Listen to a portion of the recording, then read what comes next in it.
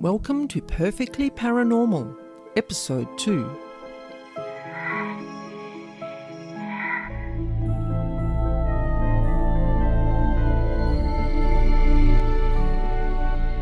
My name's Annaschmidt, and I'm here every week to share with you true paranormal encounters and information about devils, demons, and dark energy beings that no one else talks about.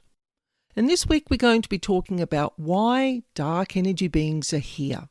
And I'm going to share with you a local Tasmanian story from back in 2017. So let's get the ball rolling with the child spirit that came to stay and turned out to be something else. I picked up the phone late on a Friday afternoon to hear a very distraught lady who we shall call Jen, speaking in a rather panicked voice. She spoke about numerous frightening paranormal experiences that had been happening in her home recently.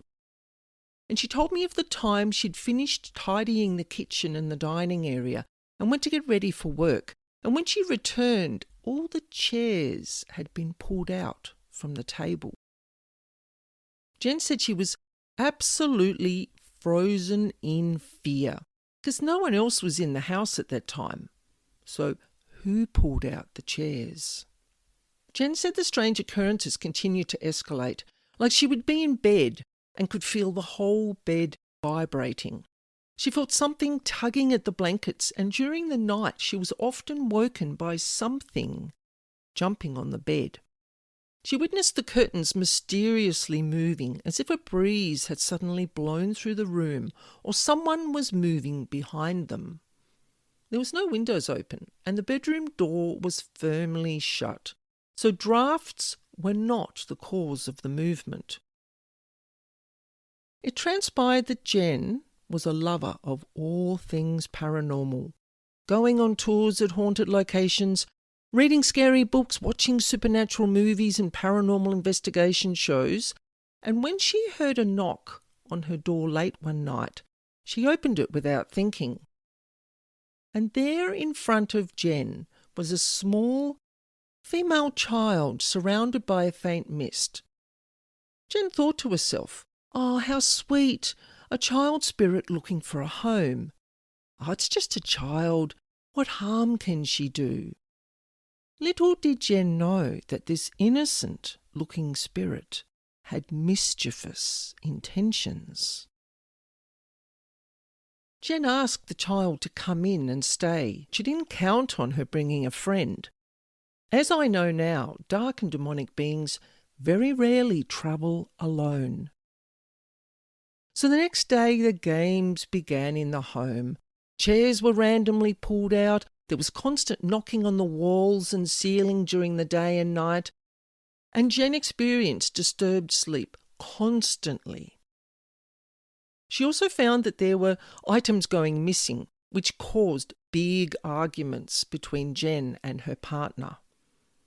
Jen pleaded with me to come to her house and to sort out this paranormal paradox which was causing her so much grief.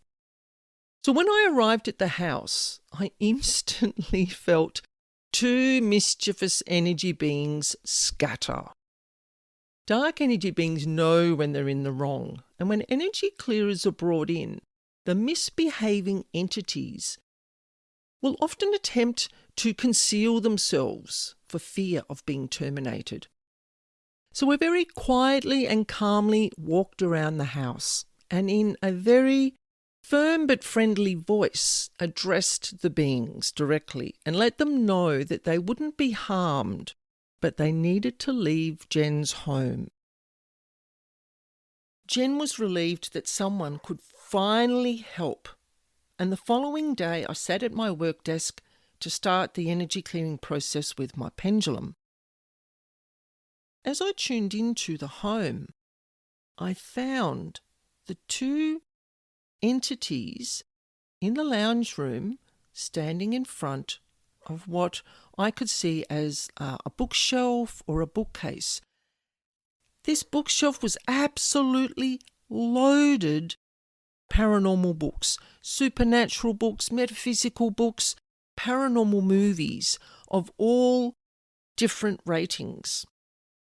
And this is what had drawn these beings into the house. This was Jen's love of the paranormal. So they thought they'd come to visit, and they thought they'd be openly welcomed because she put out there that she loved the paranormal. So what she attracted were these two energy beings. People never think that these beings are actually going to come into their home, and they will stay until they are removed by an energy clearer. So what I did was phone Jen there and then, and we had a conversation about her interest in the paranormal. And after the couple of weeks that she'd had of dealing with these paranormal beings in her home, she decided that she no longer was actually interested in the paranormal. She was going to put away the books. She was either going to give them away, sell them. She just didn't want any paranormal paraphernalia in her home anymore.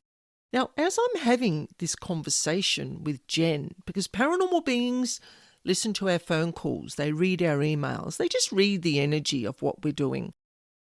These two energy beings shifted. I actually felt a shift in the energy of the home. Now, they hadn't left, but they realised that the energy of the home was going to change.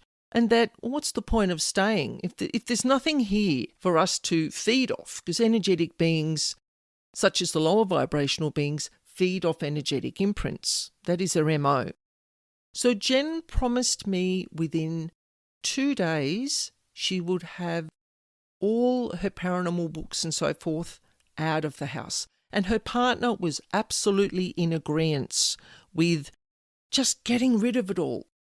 He hadn't wanted it in the house in the first place. It made him feel really uncomfortable, and he'd never communicated that to Jen. So now she knew. She was like, right, it all has to go. Every single item has to be removed from the house. So she did it. Within the 2 days, everything was gone. Jen was really excited. She messaged me after her partner and herself had gone through this cleansing process. And she said that the energy of the lounge room had changed. And she said, look, I'm not super energetically sensitive, but I can feel it.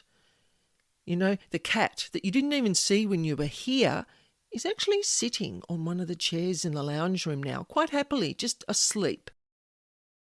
And she said the cat hasn't done that for months. So that is another sign. When pet behaviour changes, that is a sign of the change in the energy of the home. Jen and her partner were so happy. So Jen rang me 2 weeks after this experience, and she said that her and her partner had not experienced any more disturbing incidences from unwanted supernatural intruders.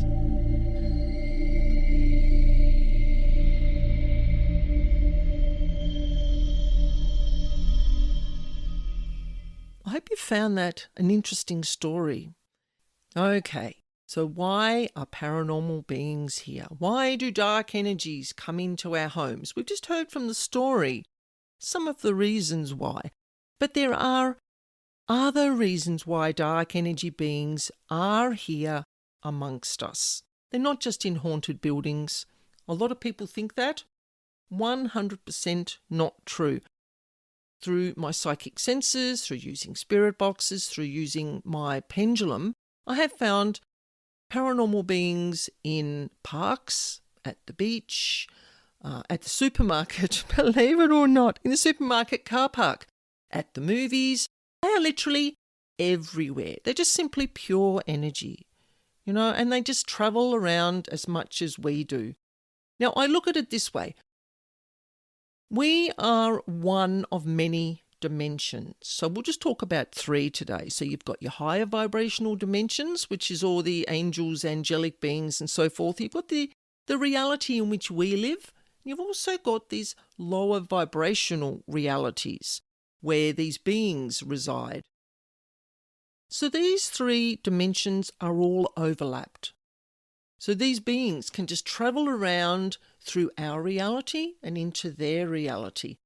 So they're here because these realities overlap, but also because they're energy, they feed off energy. It's as simple as that. They're not here to frighten us, but that is one of their tactics. By creating fear, they actually feed off the emotion of fear. All right, this is something that I'm going to be talking a lot about on my podcast over the next millennia, because there is so much information to be gained about these beings that I've learned through all my personal experiences. Oh my gosh. So everything you hear me talk about is something that I've learned personally or through a client job. So these beings are here because of these multiple dimensions that overlap and because of the vibrations that we create through every single thought, interaction, reaction that we have in this reality. Everything you do creates a vibration. So say you create a long-term build-up of resentment. You may attract to you a paranormal being that likes to feed off that particular vibration. That is what they vibrate at. So they're attracted to people that create resentment. So that is one of the reasons why they're here. They're also drawn to people who are very psychic. Now, a lot of psychic people and a lot of spiritualists think that, oh, I'm just going to commune with the angels. No, I'm sorry, it doesn't work that way. Yes, you are going to commune with the angels, but because you're putting yourself out there energetically, you are opening yourself up to attracting both sides of the scales. So quite often, dark energy beings are drawn to people who do spiritual practices. So whether you are in the healing modalities, whether you're a spiritual teacher, whatever vibration you put out, you're opening that spiritual doorway to connecting with the higher vibrational beings, which we all call spirit guides, angels, archangels, God, source energy, but also the lower vibrational beings are going to pick up with their radar, if you want to call it that. They just know when people are doing spiritual work and they're just going to come looking. Now, if there have been vibrations created, like a build-up of vibrations created, like I mentioned before with the resentment, you may find that a paranormal being stays because that is just their nature. They are energetic feeders. The higher vibrational beings, you're going to feel sort of warm and light, and you're going to have fun talking to them. You'll feel inspired. When there's lower vibrational beings around, you're going to feel tired and, how can I put it? You just know when your energy changes, brain fog, you can't focus, anything that makes you feel unwell or you can't concentrate. That can be a sign of their presence. Now, I'm not saying any of this to make anyone feel paranoid. This is what I have observed over the last, oh my gosh, pretty much my whole lifetime, which is 54 years. But I've been doing this work, as we'll call it, probably from about 35 years plus. So I have a really good, solid understanding of these beings and how they work. So they're here. There's a few reasons why they're here. We've talked about a couple of them. They're also here to show us our shadow traits. They actually teach us, whether you want to look at it that way or not. They teach us what to not create energetically. Now, quite often that blows people's minds and they just don't get what I'm talking about. We create a vibration. Depending on what you create is what you attract back to you. It's the law of attraction. I just put a paranormal twist on it. So these beings actually show us our shadow traits. I mean, I have people in my life that create worthless all the time. And every time they come here, they leave behind pockets of worthless that I have to go along afterwards and clean out. Because I know if I leave it there, it's going to draw beings into my home that vibrate at that frequency of worthless. And then they're going to hang around. They're just going to be a nuisance. So I get clients quite often will come to me and they're like, I've been to the doctor. I've been to my mental health professional. They can't find anything wrong with me. I just don't feel well in the mind, and I've got all these other things going on, all these other signs and symptoms. They agree to do what I call an energy assessment and a clearing. And quite often what they'll find is that there'll be build-ups of particular emotional imprints in their energy fields, in their chakras, and these build-ups pump out a frequency, and that frequency can attract the paranormal beings, which thus make the person feel unwell, on top of all the emotional turmoil that they're going through at the time. So the other reason why I find these paranormal beings are here is that they are observing us and how we are evolving mentally, emotionally, spiritually, energetically. They want that too. So quite often they'll be watching us and looking at how we are changing our lives, and they will adopt some of those practices within themselves. I know this is a bit of a mind spin. It's hard to explain what I see, feel, know about these beings. So I'm just going to do my best. Is that these beings are on their own evolutionary path. Now, during these many years of me doing this work, I've been shown a place called the healing space. Now, the healing space is in the afterlife waiting room. So when beings make a conscious choice to transition from this earthly realm or any of the other realms, when they choose to transition, they have to cross what I call the threshold. So they're making that conscious choice to evolve to the next level. So these dark energy beings have very rarely done this because they didn't know where they could go. It was simply like, well, we're just stuck here. We're just going to keep doing the same thing over and over again, until I was given this process to be able to help the dark energy beings and the demonic level beings, which are just simply denser dark energy. Seriously, it's not a word to be feared. It is simply just a word. Both of those levels of being can actually transition into the healing space through free will. So as I do my clearing work, clearing people's energy fields, clearing their homes and their pets, I come across these beings and I give them a choice. Do you wish to transition into the healing space, or do you go back out into the environment? Quite often, they're like, I am tired of this existence. I really want change. I want change. And when they make that conscious choice, they can actually transition through into this place called the healing space. It is absolutely fascinating. I love the work that I do, and it's very individualistic. There's no one else that I know of that talks about dark and demonic beings the way I do.